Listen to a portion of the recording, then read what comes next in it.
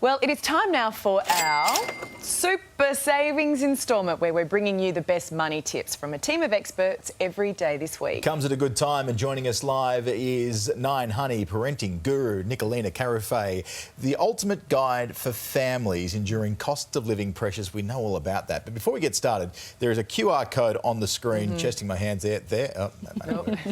Nicolina, let's start with the younger kids. Is there anything parents can do to reduce childcare costs, because they are so high? Yes, and any money we save on our kids is money we can spend on ourselves. So let's do that. That's a good way of looking at it.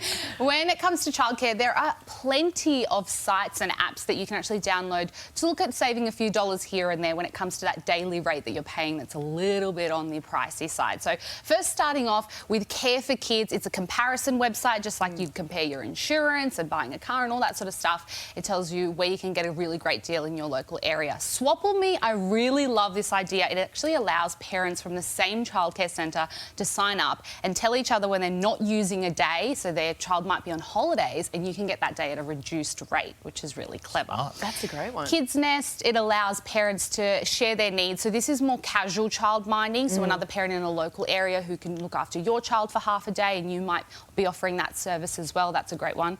And Hapu is more a nanny service. So a nanny just for yourself, just for your one child, might be a little bit too pricey, but it might be the route you want to go with when it comes to childcare. So that's where you can find a nanny sharing service. I just love how parents are getting so creative in this space, because it is so expensive, and trying to find solutions where they're relying on that sense of community with each other. When kids get older, you've got a whole lot of expenses, obviously, with primary and high school. And stationery ends up being a big one. You can save there.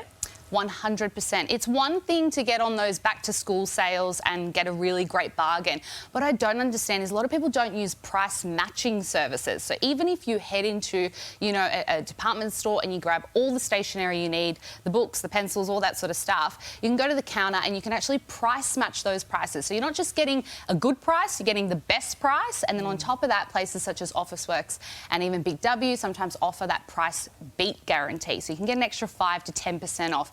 And trust me, everybody knows it, every parent knows that every dollar counts. So anything that you can beat and get a really great deal on, you should get. And when you're packing multiple, pencil cases, that can really count as well. What about technology? Yeah, so look, I think when it comes to whether it's a reckless teenager or a grubby toddler, do not get them a brand new iPad. Do not get them a brand new phone. It's just going to be demolished after a few months. So my tip there is definitely going second hand. Head to Facebook Marketplace, Gumtree. Find yourself someone who's selling something that they've just, they've decided to upgrade. There's nothing wrong with their old product, and you can grab it for your child. And on top of that, you can also go with refurbished items. So if you head to Apple or Kogan.com or phonebot.com.au is a really great site. Those are just refurbished, so something was wrong with them. Now they're 100% working, they're in great condition, and they're cheaper than what you would pay. And that's like, I think, you can get those cheaper phones, like Apple phones from Coles. You can go and they've all been wiped and they're fine for the kids. But if you're buying second-hand, is there anything you need to watch out for? Yes, there are some tips, definitely, especially when it comes to things like baby items or nursery items. Make sure if you're buying, a cot or something on Gumtree, you check that it meets Australian safety regulations, so that's all in order. I would say always try, if you can, to go and see the item before you purchase it. If you are looking for something online, it just means that, you're ticking the box that you plugged it in and it actually worked.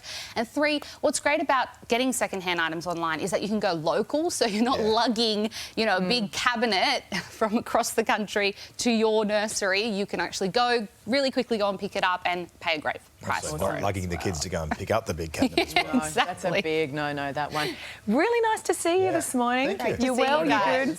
Thank you so much. And for more great super savings, you can head to 9.com.au all week for the best tips and advice to save you money.